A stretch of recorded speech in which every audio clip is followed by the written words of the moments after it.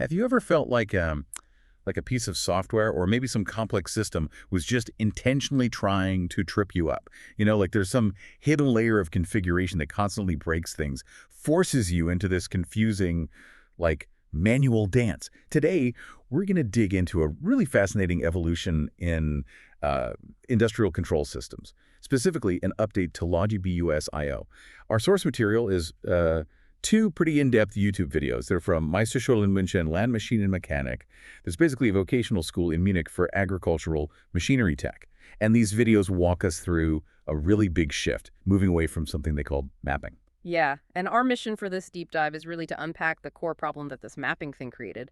Then we'll explore the elegant simplicity, really, of the new no-mapping solution. And then finally tackle the practical side, which sounds a bit tedious, honestly, the process of converting existing projects over. We're kind of looking for the bigger design lessons here, when a complex system decides to ditch its hidden layers. Right. Think of it as a shortcut to understanding a pretty crucial architectural change. It reveals some surprising things about how even small design choices can have these massive impacts on user experience, productivity, all that. So we're going to explore what was clunky before, what's clean now, and what it actually takes to get from A to B.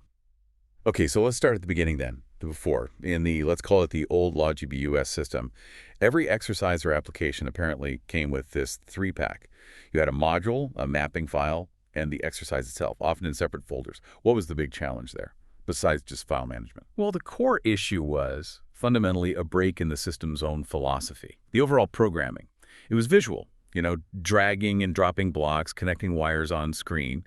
But this crucial mapping step, that required textual path entry. So you literally had to type in file paths or variable names to link your visual logic to the actual physical inputs and outputs.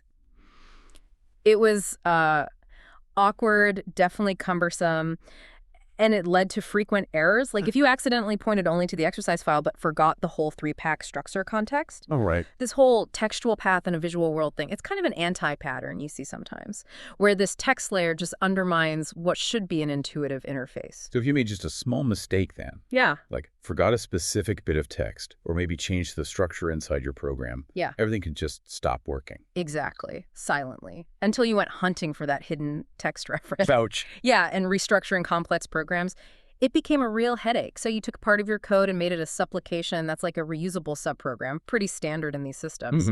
You had to manually go find and update that textual path in the separate mapping file. And if you added new inputs or outputs, like a generic I2 or Q2 input 2, output 2, same deal. You had to manually go into the mapping file and sort of make them visible to the rest of the system. It just created so much friction, a lot of user frustration. You'd often see developers finish the logic, the application itself, but then completely forget to update the mapping. Like building a beautiful machine, but forgetting to connect the power cord. Sort of, yeah. Or like trying to navigate a city with a great map app, but all the street signs are in a language you have to manually translate every single time you need to turn. It just slows you down. Okay, here's a specific example they mentioned that sounds interesting. Functions like green-white background for displaying soft keys. How did mapping make that complicated? Seems simple. That's a perfect example of the double entry problem. Classic inefficiency.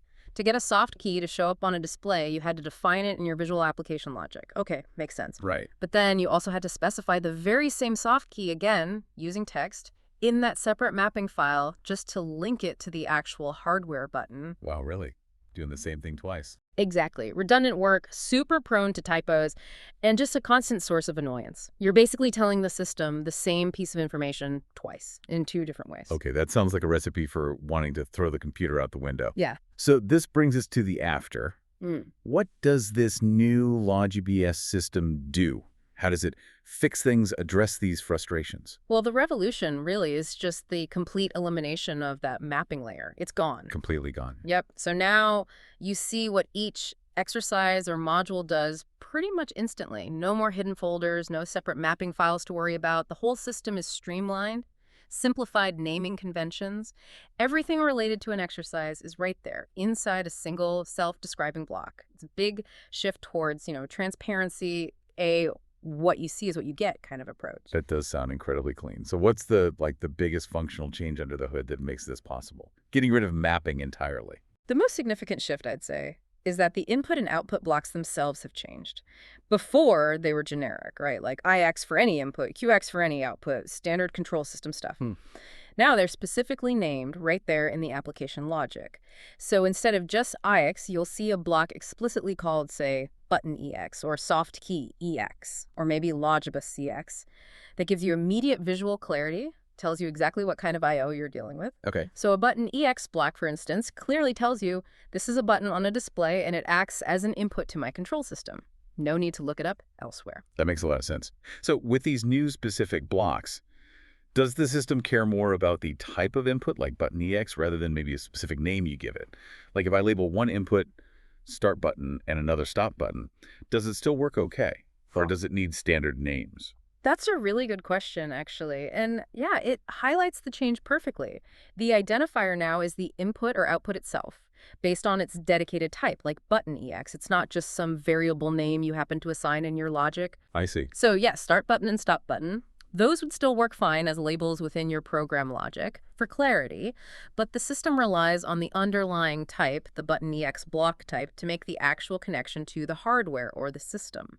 This hugely improves clarity, especially, in teaching or team settings. You don't have to keep flipping between screens or consulting mapping documents anymore. Right. Eliminates that whole lookup step. Exactly. It's like ordering coffee, maybe. You say latte, the barista knows exactly what that type means. Even if you personally call your latte morning fuel or whatever, the type is the key.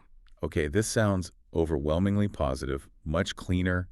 Are there any downsides, any trade-offs to this simplicity? Does anything become, I don't know, less flexible maybe? Yeah. Or more wordy? There's a minor trade-off, yeah. In terms of like absolute genericism, the blocks are inherently less generic now because they're purpose-built, which is mostly a good thing.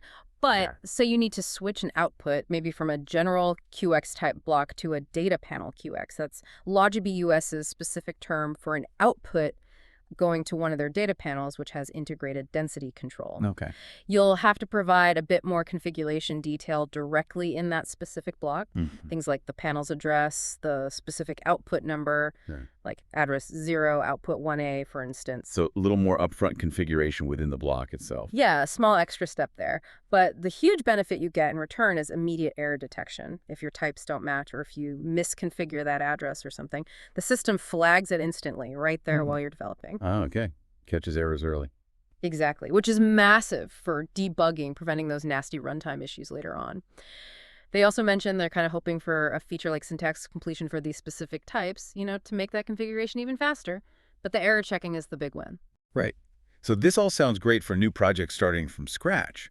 But what about, all the existing projects, the ones built on the old mapping system? How do you actually transition something that was described as not so comfortable into this new, much friendlier world? Yeah, that's where the rubber meets the road, as they say, the conversion process. It's meticulous.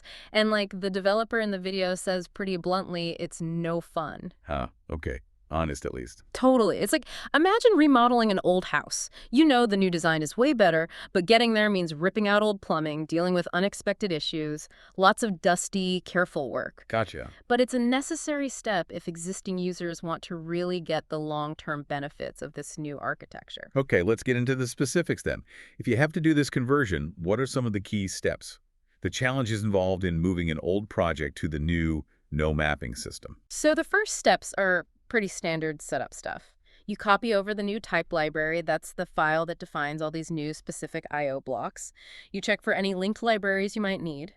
Then, critically, you delete the old metadata folder. That's where all the old, now useless mapping info lived. Right. Get rid of the old mapping instructions. Exactly. Then, when you import that old project into the new environment, you'll immediately get hit with mass errors. Oh, boy. Yeah. But that's expected. It's normal. The system is designed without mapping now, so it just doesn't understand all those old connections. Okay, so don't panic when you see red flags everywhere. Right. You just tackle them systematically, block by block. So, for example, maybe you have a valve control block.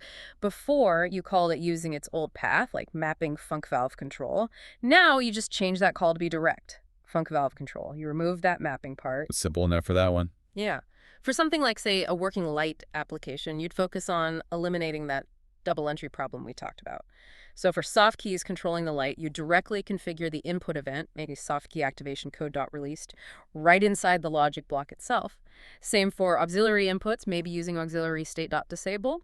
You put the configuration where the logic is, not in a separate file. And the outputs, Yeah. getting that light signal out to a specific display panel? Yep, same idea. You change the output block type to, say, data pendle with density QX, remember. That's their specific data panel output block. All right. And then right inside that block's properties, you'd specify the output address directly, like data pendle id.1a. Again, no separate mapping file involved. For some generic sub-applications, they even show manually editing the underlying XML files. Really? Editing XML. Yeah, seems a bit hardcore, but apparently it can be quicker for some things, like bringing input variables forward into the new structure. Though they do also have a visual create data input option. But the developer doing the demo sometimes preferred the direct XML edit for speed, especially for repetitive tasks. Okay. And this whole process just repeats across all the different functions in the project. You're transforming section controls, managing various buttons, AUX functions, updating task controller I/O. That's where old generic blocks like ID and QD get replaced with the new specific ones, like TCID and TCQD for task controller data. And you directly link device numbers, set points, everything, right within those new blocks. Wow, it sounds incredibly detailed, like you said, meticulous, almost like performing digital surgery on the code. It really is. But the interesting thing is the benefit goes beyond just fixing the current project you're working on. In the demo, they even convert some generic, frequently used blocks like a series called manfunctaste, which are manual function buttons, even if they aren't immediately used in that specific demo project. Why do that if they aren't using them right then? The idea is to create these reusable standard building blocks for the future, like maybe a generic wiper control block. Once it's converted to the new no mapping style, it's instantly ready and usable in any new project without any mapping hassle. Investing time now to save time later. Exactly. It's about that methodical cleanup. Getting rid of all the old mapping files and structures is crucial for future efficiency. Okay, but let's circle back to that comment. The developer doing the migration explicitly says, this is no fun. So if it's such a pain, why do it? What's the fundamental payoff that makes this difficult transition actually worthwhile? Well, if you connect it back to the bigger picture, the payoff is huge, especially for new users and for the long-term health and maintainability of the whole system. Okay. Think about it. New developers coming in, they won't ever have to learn or struggle with the complexities and all the frustrations of that old mapping system. Right, lower barrier to entry. Exactly. It simplifies onboarding, it drastically reduces the potential for those kinds of errors we talked about, and ultimately it just fosters a much more intuitive, user-friendly development environment. It's really a classic case of taking some short-term pain for a really significant long-term gain. Better clarity, better efficiency, better user experience down the road. Investing in good architecture, basically. So we've really seen logiBUS transform here. From a system that relied on this sometimes cryptic, definitely error-prone mapping layer, to something that's direct, intuitive, and almost visually self-documenting with its I/O architecture. It's really a journey from hidden complexities to clear, explicit connections. It illustrates that principle of good design, right? Transparency over obscurity. Absolutely. And this deep dive, I think, really highlights how even in these super technical fields, user experience can and maybe should drive major architectural changes. The goal ultimately should always be to make complex systems more accessible, less frustrating for the actual people building and using them, whether that's industrial controls or, the apps on your phone. That's a great point. So maybe think about the hidden mapping layers in other complex systems you interact with every day. Could be the crazy settings menu on your smart home stuff, or your company's internal software, or even just how you organize your own digital files. What benefits might pop up if those systems were simplified in a similar way? And maybe realistically, what would the cost of that kind of transition be for you or your team? Yeah, think about where you might be doing double entries in your own workflows or wrestling with text paths in a world that feels like it should be visual or more intuitive. There's often a more direct path hiding there, waiting to be uncovered. Maybe the lessons from this logiBUS journey can kind of inspire you to look for it.